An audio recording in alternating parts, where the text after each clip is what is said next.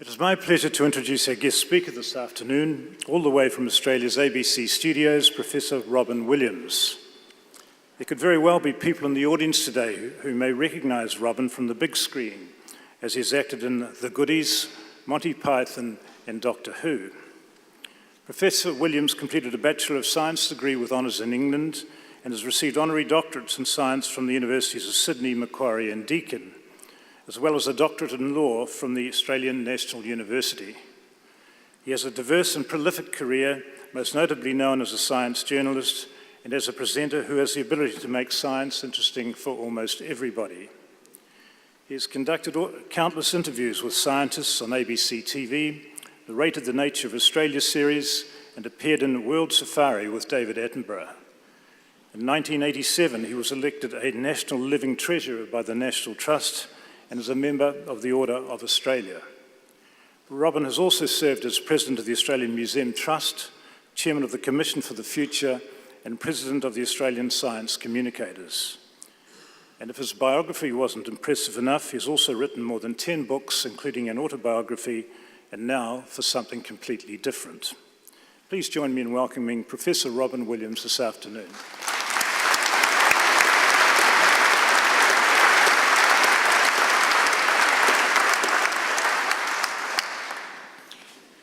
Chancellor, Vice-Chancellor, graduates, you are now graduates transformed before our very eyes this afternoon. Congratulations. Here are some words used about New Zealand in this week's magazine, The Economist. Successful, prosperous, honest, happy, healthy, democratic, free, beautiful, and perky. Economically, New Zealand is also healthy, 3.6% growth, unemployment under 5%, wages up 9% since 2008. The accolades go on and on. And here are some words about Australia. The Financial Review on Thursday, former Chief Scientist Ian Chubb has blasted Australia's lack of vision, saying the country's leaders are risk-averse and afraid. On Wednesday, Fin Review again, business conditions worst in 19 months. Consumer confidence has plunged. However, I live in Australia. And as you may have noticed, the land of Australia, the land of Oz, is in a mess. Not just its rugby, not even its cricket for a change, but the way its politics, social discourse and sense of a hopeful future seem to have descended into a dark, dismal, dreary pit. We can't keep a Prime Minister for more than a fortnight, can't agree on public policy or even whether today is Saturday, can't support our young people as they try to set out on a lifetime's endeavour or even begin to emulate our past, shared by New Zealand, of being a pioneering nation socially, giving women the vote first and valuing matters of the mind. In Australia, we seem to be going backwards. The figures once more this week of students' performance in maths and science in schools are dire. For that reason, I believe Australia should be run from Wellington or even from Dunedin.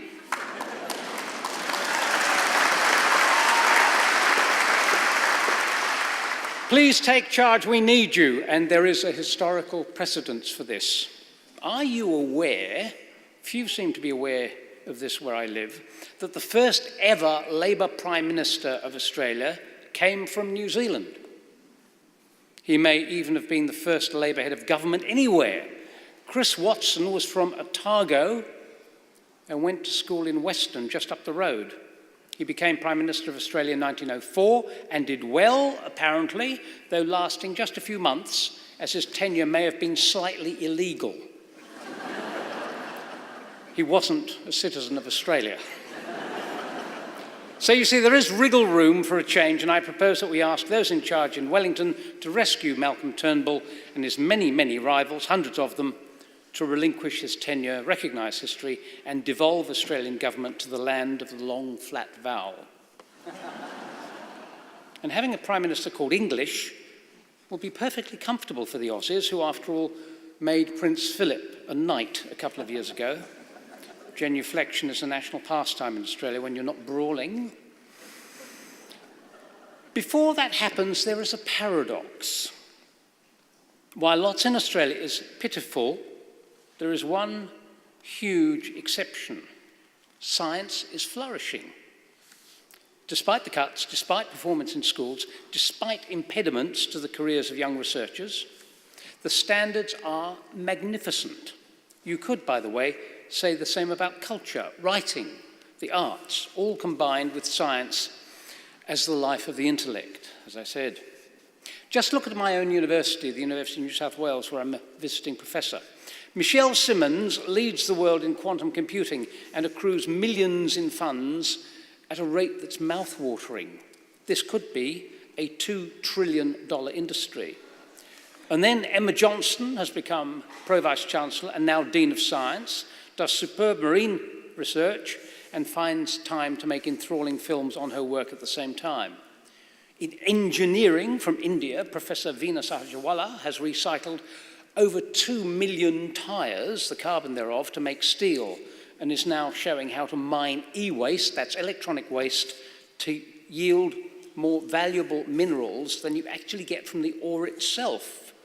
She heads a hub representing an industrial revolution. Other universities, well, where to start?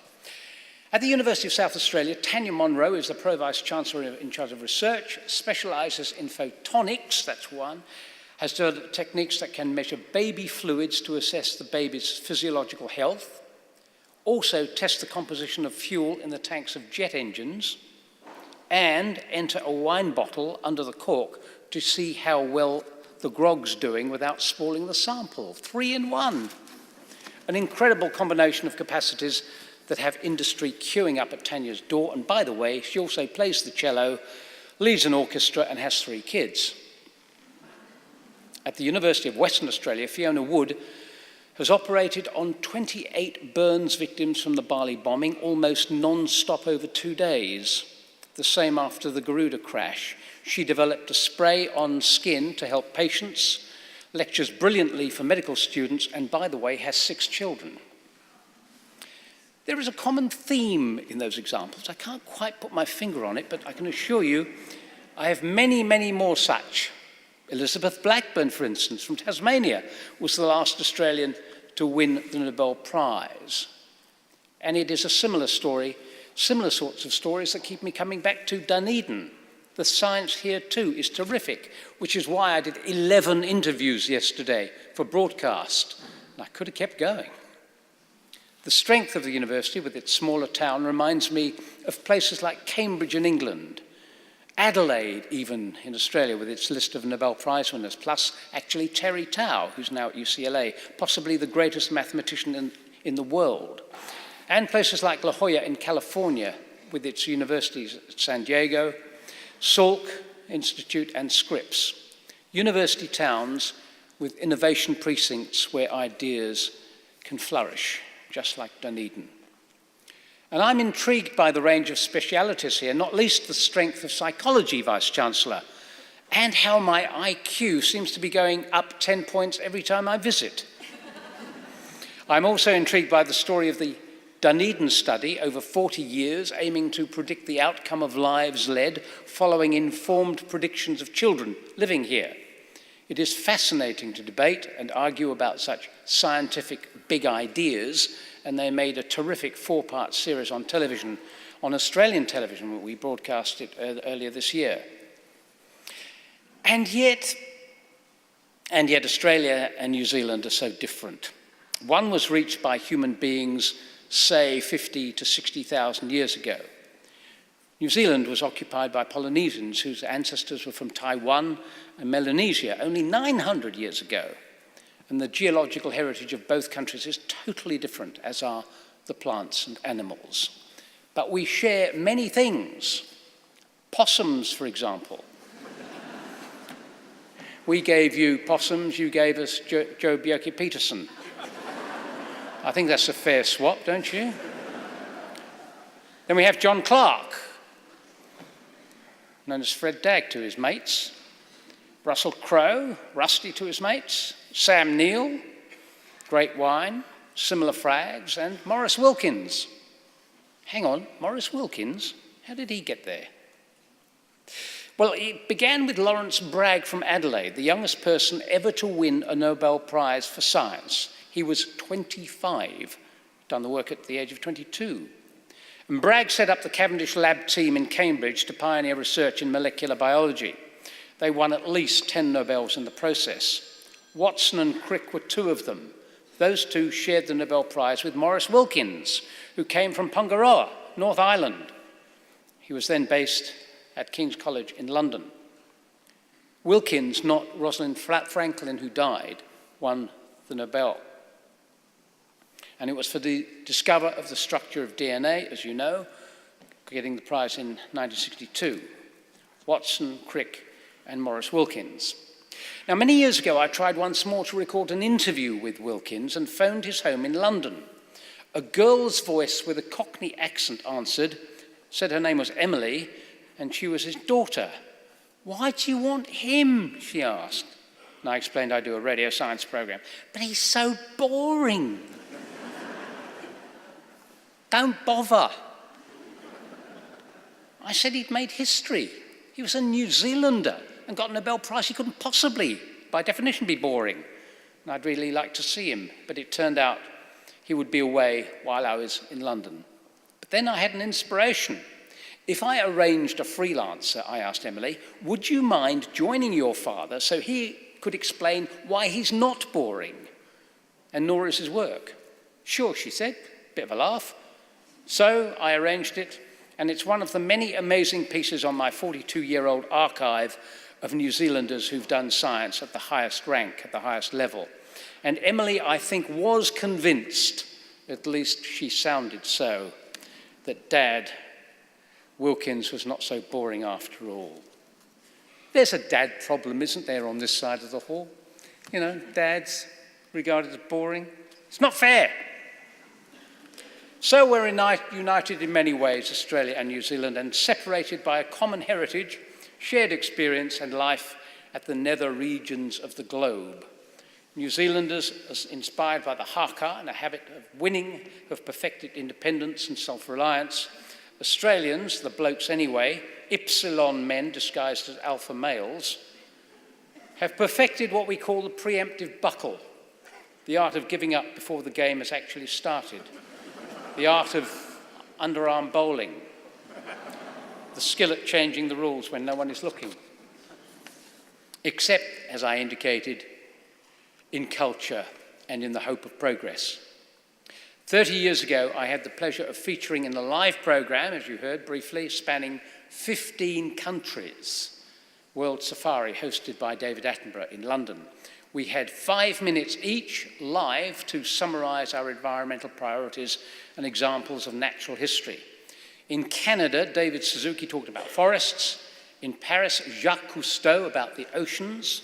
Rajiv Gandhi in Delhi was all about saving tigers. And Prince Philip, of all people, in China, on cranes. That's the birds, not the metal hoists. And I was in a wildlife reserve near Canberra in Tidbinbilla, supposedly surrounded by kangaroos. But it was raining, and all the roos sensibly pissed off to find shelter, leaving me alone sitting on a log about to talk to 1.5 billion people via satellite television. "You should have been here yesterday," I told Sir David, who laughed. But we said a few good things about conservation in Australia and showed some great pictures. And then came the New Zealand contribution from the albatross colony just up the road from here. Your presenter blithely showed film of how Mr. and Mrs. Albatross go about making new chicks. It was hilarious. And after the show went to air, the BBC Bristol told us that our two contributions had topped the response charts, New Zealand and Oz, in harness once more. And that's how it should be, whatever the upsets of Trump, of the passing parade of politics, of trying to make it as a young professional may be. As a graduate in whatever you have chosen or may move to as opportunities allow, we must share possibilities. Australia needs New Zealand as never before. and I hope the favour can be returned from across the ditch as well. We need synergy. Our combined intellectual firepower is unbeatable. And the Australian Academy of Science this week sent me messages saying you are amongst our top and most valued collaborators. And we are united, Vice-Chancellor, in the admiration, as I hinted before, of brilliant women with brains to die for, or even better, to live for. So, congratulations to the graduates who come from all over the world. So let's collaborate. Let's have some real fun. In science, in matters of the mind, there are no borders. Whoever runs the nation, even America, thank you so much and congratulations.